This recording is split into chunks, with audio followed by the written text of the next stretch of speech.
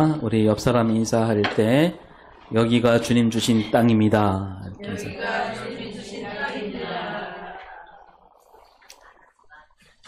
을신연스럽다라는 말이 있는데요. 무슨 뜻일까요? 을신연스럽다. 무슨 뜻이냐 하면 싸늘하고 스산한 기운이 맴돈다. 그런 뜻이죠. 그래서 을신연스럽다 이 말을 풀었으면 그러니까 그 뿌리를 캐 올라가면 그 말이 어디서 왔냐 하면 을사년과 같이 을사년에 있었던 그런 일과 같이 싸늘하고 스산하다 그겁니다. 그 을사년이 언제를 가리키냐? 1905년입니다. 1905년. 이때 밖으로는 러일 전쟁에서 일본이 이겼고요. 그 기술을 몰아 일본이 우리나라와 강제 조약을 맺지요. 그 조약을 가리켜서 우리는 을사 조약, 일본 사람들은 을사 보호 조약이라 그러고 우리가 볼 때는 을사 늑약이라 그럽니다. 빼앗았다는 거죠.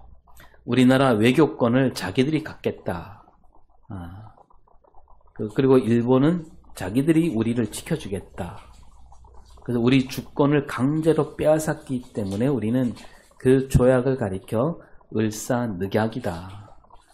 그 조약을 맺은 해가 바로 을사년 1905년입니다. 그래서 이때부터 생긴 말이 을신연스럽다. 뭔가 기분이 좋지 않고 또 막 싸늘하고 막 그런 느낌이 들 때 날씨로 치면 요즘 날씨 비슷하다고 할 수 있겠지요. 그래서 늘 이제 그 뒤부터 그런 기분이 들 때 우리는 1905년 을사년처럼 싸늘하고 스산하다라고 하면서 참 을신연스럽구나 그렇게 말합니다. 근데 그 을신연스러움을 딛고 일어선 사람들도 많았지요. 앞이 보이지 않지만 반드시 해방 세상이 오리라. 그 날을 이루리라 믿으며 자기 목숨을 아끼지 않은 사람들도 많았습니다. 가장 앞서서 안중근 의사를 비롯하여 수많은 사람이 대한 독립을 바라보며 싸웠던 역사를 기억하고 있고요. 또 1919년 3월 1일에는 온 국민이 거리로 나가 외치지 않았습니까? 뭐라고 외쳤습니까? 대한 독립 만세. 1919년이니까 아직 독립이 되려면 거의 20년, 30년, 25년 남았지요. 그런데도 그들은 믿음을 잃지 않았기에 그렇게 외칠 수 있었던 겁니다. 그러고 보니까 올해도요, 을사년이에요. 올해가 을사년. 그러니까 을사년이 있은 지 몇 년째 되는 날입니까? 해입니까? 1905년부터 세면 120년째 되는 해지요. 그러니까 60년이 두 번 지난 거예요. 환갑을 두 번 보낸 거죠. 하마터면 이 을사년에 다시 우리가 빼앗길 뻔했습니다. 그때 120년째는 일본이 빼앗았고 이번에는 참으로 기가 막히게도 나라를 대표하는 대통령한테 우리 주권을 빼앗길 뻔했지요. 그러나 아직 끝나지 않았습니다. 우리가 정신을 바짝 차려야 하고요. 눈을 부릅뜨고 우리가 귀를 열고 잘 지켜봐야 하고요. 더 마음을 모아 기도할 때입니다. 이 나라를 바로 세우겠다 그런 마음을 모아야 하고 다시 우리가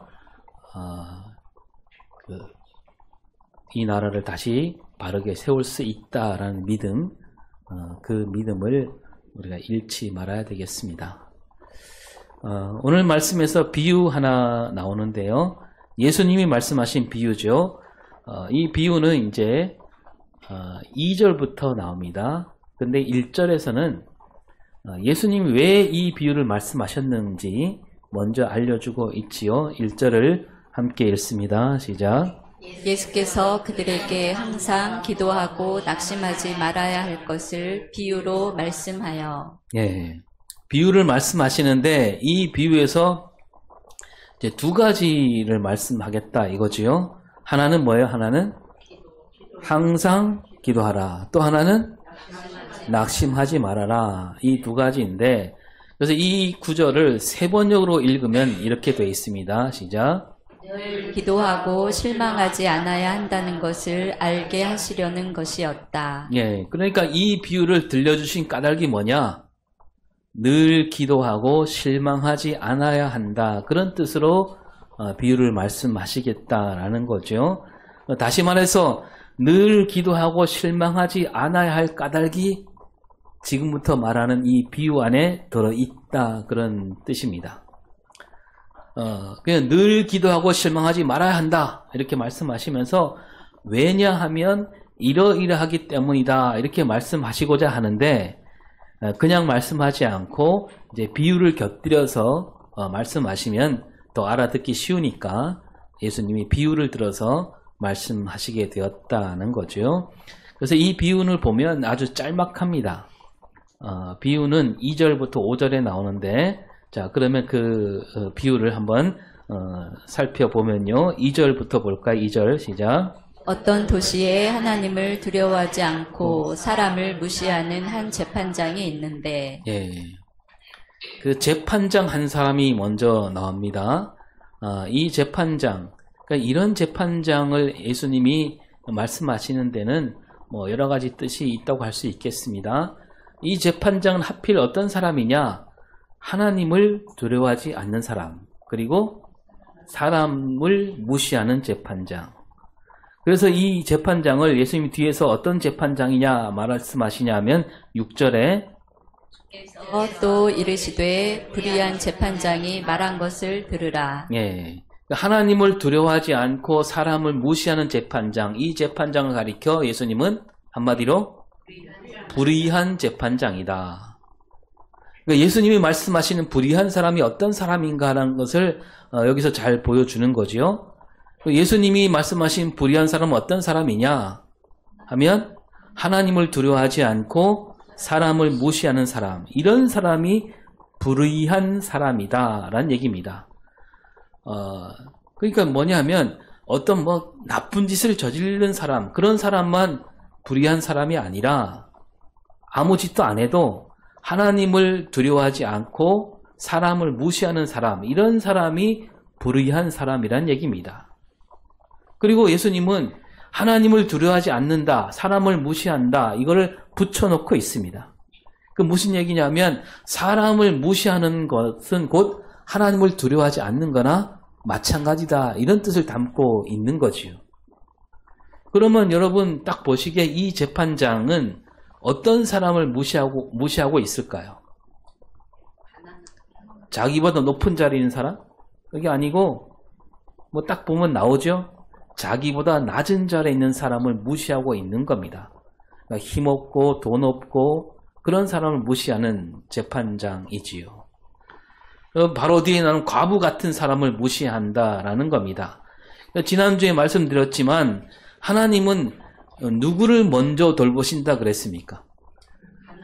예, 힘없고 돈 없고 그런 사람, 가난한 사람을 하나님은 언제나 먼저 돌보신다라고 했습니다. 하나님은 지극히 작은 자, 그런 사람과 함께 하신다. 아예 그런 사람이 곧 나나 마찬가지다. 그렇게 예수님도 말씀하셨습니다. 그러니까 이렇게 힘없고 돈 없는 사람을 무시하는 사람은 곧 누구를 무시하는 거다? 하나님을 무시하는 거지요. 하나님을 무시하는 사람, 그래서 불의한 사람이라고 말씀하고 있는 겁니다. 그렇게 보면요, 우리도 자칫 불의한 사람이 될 수 있다는 겁니다. 여러분을 한번 잘 돌아보세요. 나는 정말 불의한 사람인가 아닌가? 뭐 우리가 정말 나쁜 짓을 한 건 아니지만 그래도 우리가 불의한 사람이 될 수 있어요. 우리도 모르게요, 나보다 좀 못한 사람을 무시할 때가 있거든요. 나보다 가진 것 없다고 무시하고, 나보다 못 배웠다고 무시하고요, 나보다 작다고 무시하고, 나보다 못났다고 무시하고, 나보다 일 못한다고 무시하고, 나보다 말이 어눌하다고 무시하고요. 심지어 교회 안에서도 그런 일이 종종 일어납니다. 나보다 기도를 잘 못한다고 무시하기도 하고, 나보다 봉사 못한다고 무시하고. 예수님은 그런 사람을 가리켜 뭐라고 말하냐면, 너는 하나님을 무시하는 사람이다. 하나님을 두려워하지 않는다. 그래서 너는 어떤 사람이다? 불의한 사람이다. 이렇게 딱 잘라 말씀하시는 겁니다. 그래서 여러분, 이 말씀을 들을 때 날마다 우리 자신을 잘 살필 수 있기를 바랍니다. 저녁에 누워서 자기 전에 오늘 나는 불의한 일을 하지 않았는가? 예수님이 나더러 너 오늘 불의한 하루를 보냈지? 이렇게 말씀하시는 건 아닌가? 날마다 살펴야 하고요. 우리가 다른 사람을 볼 때, 말을 할 때, 무슨 일을 할 때마다 불의하지 않도록 우리가 잘 살필 수 있어야 되겠습니다. 이제 3절에 이제 과부가 나오지요. 시작. 그 도시에 한 과부가 있어 자주 그에게 가서 내 원수에 대한 나의 원한을 풀어주소서 하되. 예, 이 재판장한테 온 사람이 하필 과부라고 합니다. 그러니까 왜 굳이 과부라고 했을까? 앞에 말씀드린 대로 이 재판장은 사람을 무시하는 재판장이죠. 그러니까 과부니까 얼마나 더 무시하겠습니까? 그리고 그 시절에는 요즘은 혼자 사시는 분들이 훨씬 더 잘 나가는 분들이 많지만, 커리어 우먼 그래갖고, 그죠? 네. 그런데 옛날에는 이 과부는 그 도시에서 가장 힘없는 사람, 그런 사람이 과부였습니다. 그래서 하나님은 늘 고아와 과부를 돌보라, 그렇게 말씀하시지요. 그것이 곧 경건이고 신앙이다 라고 말씀하십니다. 그런데 이 과부는 재판장뿐 아니라 여러 사람에게 무시당하는 사람이라는 게 드러납니다. 그래서 과부가 뭐라고 말합니까? 내 원수에 대한 나의 원한을 풀어주소서. 원수가 있다는 거죠. 여기서 이제 원수라고 했지만 이 원수도 무슨 크나큰 해를 입힌 그런 원수라기보다는 이제 다른 번역에 보면 고발하는 사람, 또 적대자 이렇게 되어 있습니다. 그러니까 여기서 말하는 원수란 이 과부를 툭하면 걸고 넘어지는 사람이라는 뜻이고요. 무슨 잘못이 있으면 다 이 과부에게 떠넘기는 겁니다. 이런 일이요, 이때뿐만 아니라 우리 조금만 거슬러 올라가면 그 중세 시대를 보면 그런 과부 혼자 사는 여자들이 엄청난 피해를 많이 당했습니다. 그래서 그 일을 가리켜서 다 모아서 뭐라 그러냐면 마녀 사냥이다. 동네에 무슨 일이 있으면 혼자 사는 저 여자 때문이다. 저 여자가 마녀다 이렇게 얘기하는 거예요. 그래서 그 사람 붙잡아 갖고 너 마녀지. 그러면서 너 마녀가 아니란 증거를 대. 그렇게 해서 불에 태워 죽이고 그런 일들이 아주 많았지요. 이 과부를 걸고 넘어진 사람이 많았다는 얘기고 또는 이 과부를 여러 가지로 괴롭히는 사람, 그런 사람들이 많았기 때문에 날마다 올 수밖에 없는 거죠. 과부니까 과부를 업신여기는 사람들이 많았다는 얘기입니다. 그리고 또 우리가 읽은 성경에서 원한이라고 했는데 다른 번역에 보면 권리라고 말합니다. 그러니까 이 과부에게 권리를 빼앗았다는 겁니다. 그 빼앗긴 권리를 되찾아 달라라고 하면서 이 재판장을 찾아온 사람. 그러니까 이 과부는 많은 사람에게 무시당하는 사람이고, 그리고 이 재판장은 어떤 사람이냐면 웬만한 사람은 거들떠보지 않는 사람이지요. 이 둘이 만난 겁니다. 그러니 이 재판장이 과부가 하는 말을 들어줄 리가 없다는 겁니다. 과부가 여러 차례 찾아왔습니다. 와서 재판장에게 하소연을 늘어놓았습니다. 근데 재판장은 꿈쩍도 하지 않는 거죠. 그러다가 이제 5절에 재판장이 속으로 이렇게 말하지요. 시작. 이 과부가 나를 번거롭게 하니 내가 그 원한을 풀어주리라. 그렇지 않으면 늘 와서 나를 괴롭게 하리라. 예. 재판장이 들어주지 않다가 내가 이 원한을 풀어줘야 되겠다. 이런 마음이 생겼습니다. 왜 생각이 바뀌었을까요? 처음엔 과부가 한 말을 듣지도 않았어요. 그런데 웬일인지 원한을 풀어주겠다. 마음을 먹게 되었다. 왜 생각을 바꾸었을까요? 예. 과부가 자꾸 번거롭게 하니까 또 늘 와서 나를 괴롭게 하겠구나. 이 괴롭게 한다는 말이 원어로 보면 주먹으로 얼굴을 때린다. 그런 뜻도 있다 그럽니다. 예. 그렇게 하겠다 싶으니까 이 과부가 한 말을 들어주고 원한도 풀어줘야 되겠다. 그랬다는 겁니다. 여기까지가 이제 예수님이 하신 비유죠. 근데 그 다음부터는 예수님이 비유를 들려주신 다음에 예수님이 정말 하고 싶은 말씀이 나오지요. 7절을 볼까요? 며 하나님께서 그 밤낮 부르짖는 택하신 자들의 원한을 풀어주지 아니하시겠느냐. 그들에게 오래 참으시겠느냐. 네. 그러니까 예수님이 이 비유를 말씀하신 다음에 불의한 재판장과 하나님을 이렇게 견주어 놓고 말씀하시는 거죠. 그러니까 뭐냐 하면 하나님이 불의하다는 얘기가 아니고 이 불의한 재판장일지라도 그 불의한 재판장이 정말 무시하는 거들떠보지도 않는 그 과부를 보면서 과부에게 맺힌 원한을 풀어준다라고 하는데 하물며 하나님께서 풀어주시지 않겠느냐 그거죠. 그래서 이제 다시 앞으로 돌아가면 예수님은 그럼 왜 이런 비유를 말씀하신다 그랬습니까? 항상 기도하고 낙심하지 말아야 한다. 그런 뜻으로 이 비유를 말씀해 주셨다라고 했습니다. 그럼 우리가 이제 이 말씀을 들은 다음에 이 말씀에서 우리는 이 말씀에서 어떤 뜻을 받아들여야 되는가? 무슨 기도이든지 하나님께 매달려라. 그러면 하나님께서 들어주시리라. 끈질기게 기도해라. 기도 응답을 받는 길은 끊임없이 기도하는 길밖에 없다. 그런 뜻으로 주신 말씀일까요? 기도만 하면 하나님은 우리가 바라는 거 다 들어주신 분이니까 언제나 기도에 힘쓰자. 하나님은 저 불의한 재판장과 달리 우리가 기도만 하면 바로바로 들어주신 분이다. 이렇게 말하면 많은 사람이 이 말씀을 듣고 은혜 받겠지요. 네. 아멘이 저절로 나올 겁니다. 근데 과연 그런 뜻인가? 적어도 오늘 본 말씀은요, 그런 뜻이 아닙니다. 그리고 사실 오늘 본문 말씀뿐만 아니라 성경에서 말하는 기도를 보면 무슨 기도든지 하나님께 매달리면 다 들어주신다.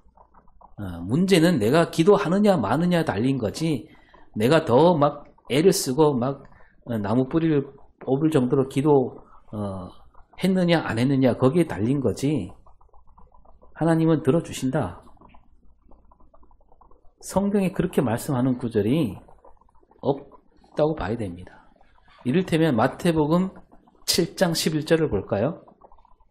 너희가 악한 자라도 좋은 것으로 자식에게 줄 알거든 하물며 하늘에 계신 너희 아버지께서 구하는 자에게 좋은 것으로 주시지 않겠느냐. 예, 여기서 우리가 어디를 눈여겨봐야 되느냐 하면 하나님이 우리에게 뭘 주신다고요? 좋은 것으로 주신다. 하나님이 주시는 좋은 것, 하나님이 보시기에 좋은 것이에요. 내가 보기에 좋은 게 아니라. 누가복음에서는 이 좋은 게 뭐라고 말씀하냐면 성령이라고 하십니다. 그러니까 우리가 이거 달라 저거 달라 하고 매달리는데 하나님은 그 기도를 들어주시는데 뭘 주시냐 하면 가장 좋은 것, 성령을 주신다. 그런 말씀입니다. 이 성령이 이제 곧 하나님 뜻이고 하나님 나라라고 할 수 있겠지. 하나님께서 어련히 알아서 좋은 것으로 주시지 않겠느냐 그거예요. 하나님이 달라는 대로 다 주신다 이게 아니라 하나님이 보시기에 좋은 것으로 주신다. 그리고 로마서 8장 26절을 볼까요? 이와 같이 성령도 우리의 연약함을 도우시나니 우리는 마땅히 기도할 바를 알지 못하나 오직 성령이 말할 수 없는 탄식으로 우리를 위하여 친히 간구하시느니라. 예, 우리가 연약합니다. 연약한데 성령께서 우리를 도우신다. 그 연약함이 뭐냐면 어떤 연약함이냐 하면 마땅히 기도할 바를 알지 못하는 그런 연약함이라는 얘기입니다. 우리가 연약해서 그 연약함으로 말미암아 마땅히 기도할 바를 알지 못하는 그런 사람들이란 얘기지요. 왜냐하면 우리가 세상 속에 살다 보니까 우리가 세상을 자꾸 이렇게 따라가게 되거든요. 나도 모르게. 그래서 우리가 하는 말들이 세상 말을 닮아가게 됩니다. 그 세상 말을 닮아가다 보니까 기도할 때도 세상 말을 갖고 와서 기도하는 거예요. 마땅히 기도할 바는 잊어버리고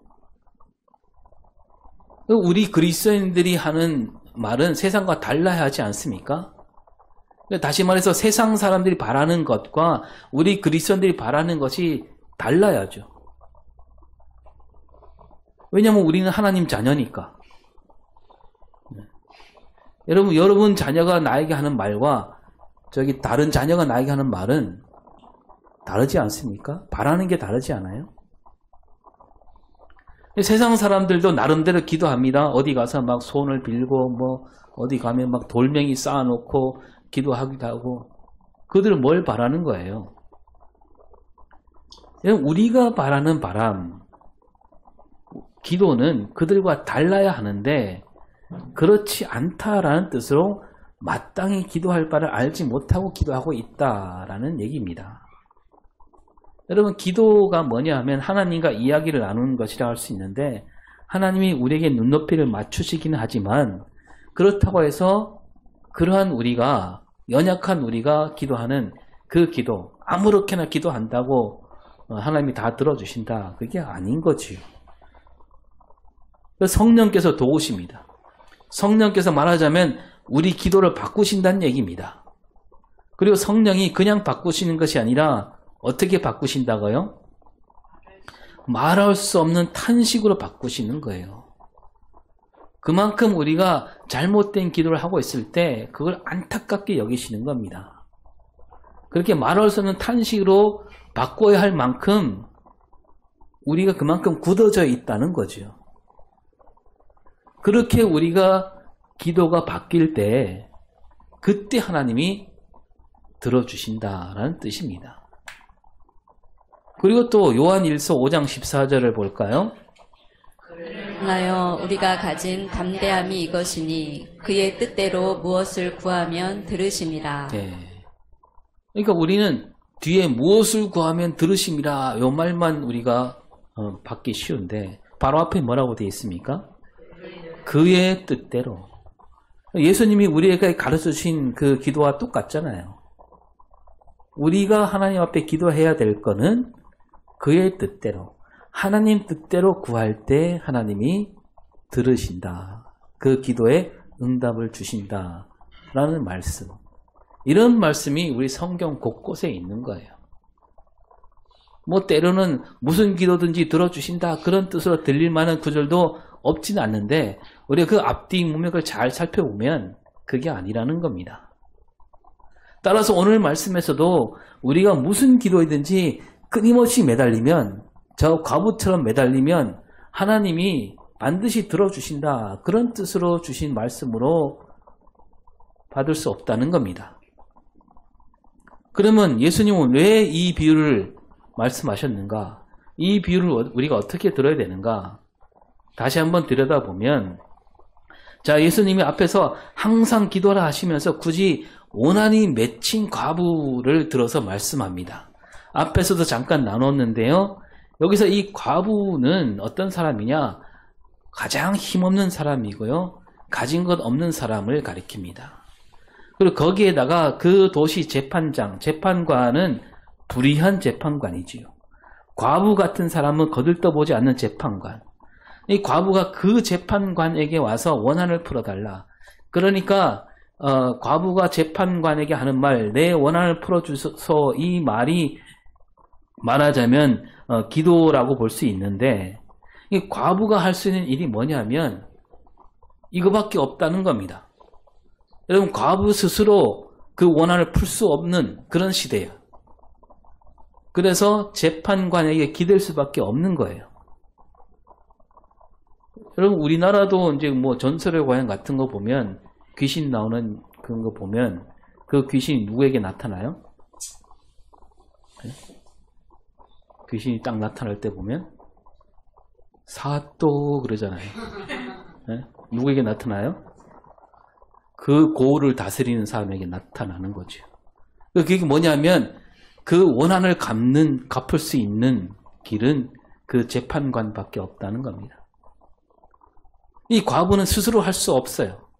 그래서 재판관에게 기대는데, 이렇게 볼 때 여기서 예수님 말씀하신 기도는 뭐냐면 그냥 모든 기도를 가리키는 말이 아니라 과부와 같은 처지에 있는 사람, 그런 사람이 하는 기도를 가리키는 겁니다. 그러니까 기도밖에는 할 수 없는 사람, 그 힘없는 사람, 그런 사람이 하는 기도. 그리고 이 불의한 재판관은 그 시대를 가리키는 거예요. 불의한 시대를 가리킵니다.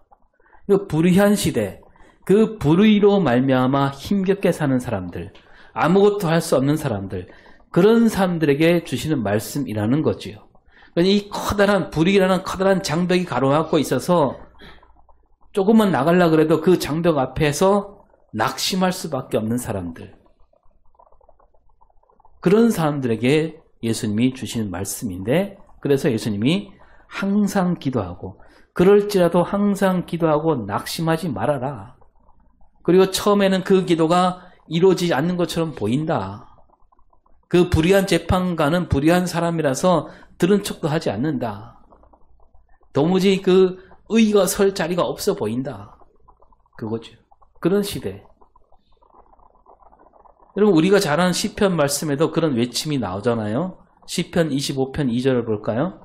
나의 하나님이여, 내가 주께 의지하여 싸우니 나를 부끄럽지 않게 하시고 나의 원수들이 나를 이겨 개가를 부르지 못하게 하소서. 예, 이 시편을 쓰는 사람이 그런 경우를 당하는 거 아니겠습니까? 나의 원수들, 하나님을 믿지 않는 이들이 나를 이길까 봐 두려워하는. 그리고 하박국 선지자도 외칩니다. 하박국 1장 13절에 어찌하여 거짓된 자들을 방관하시며 악인이 자기보다 의로운 사람을 삼키는데도 잠잠하시나이까. 예, 이 거짓된 사람들, 악인이 의로운 사람을 짓누르고 있는데 왜 하나님께서는 그렇게 가만히 계십니까? 라는 그런 울부짖음, 그런 시대가 이어지고 있는 거죠. 그 예수님이 말씀하시기를 그럴지라도 늘 기도하라. 낙심하지 말아라. 왜냐하면 저 불의한 재판관일지라도 마침내 두 손을 들게 된다라는 겁니다. 의가 불의를 반드시 이긴다라는 거죠. 그러면서 7절에 말씀합니다. 시작. 하물며 하나님께서 그 밤낮 부르짖는 택하신 자들의 원한을 풀어주지 아니하시겠느냐. 그들에게 오래 참으시겠느냐. 예, 저 불의한 재판관하고는 견줄 수 없는 그 하나님, 의로우신 하나님이실진데 그 불의가 이기도록 그냥 두시겠느냐, 그겁니다. 그냥 지켜보시지 않는다는 거죠. 그리고 더구나 어떤 사람들? 택하신 자들. 하나님은 과부와 같이 아무런 힘도 없고 가진 것 없는 사람들, 그들을 더 아끼시는 하나님, 그들을 택하셨기에 하나님은 반드시 그 억울함을 풀어주시리라. 그러면서 8절에 시작. 내가 이르노니 속히 그 원한을 풀어주시리라. 네, 오래 기다리게 하지 않고 빨리 풀어주시겠다. 저 재판관처럼 얼마 동안 듣지 않다가 마지못해 원한을 풀어주신 게 아니라 바로 풀어주시니 낙심하지 말아라, 이렇게 말씀하고 있습니다. 그리고 이 8절에 뭐라고 되어 있습니까? 그러나 인자가 올 때 세상에서 믿음을 보겠느냐. 네. 그러나 인자가 올 때 세상에서 믿음을 보겠느냐. 이게 무슨 뜻일까요? 갑자기 믿음이 나옵니다. 세번역으로 볼까요? 세번역. 세번역은 예수님이 하신 말씀을 높임말로 쓰고 있습니다. 시작. 그러나 인자가 올 때 과연 땅에서 이 믿음을 찾아내게 될까요? 예. 믿음을 말씀하고 있는데 이 믿음을 말씀하시는데 여기는 두 가지 뜻이 있습니다. 먼저 하나님 앞에서 말씀하신 하나님께서 반드시 그 원한을 풀어주신다, 속기 풀어주신다라는 그 믿음. 그 믿음 갖고 기도하라는 뜻이고요. 믿음으로 기도하라. 믿음이 담긴 기도를 하라. 하나님을 믿어라.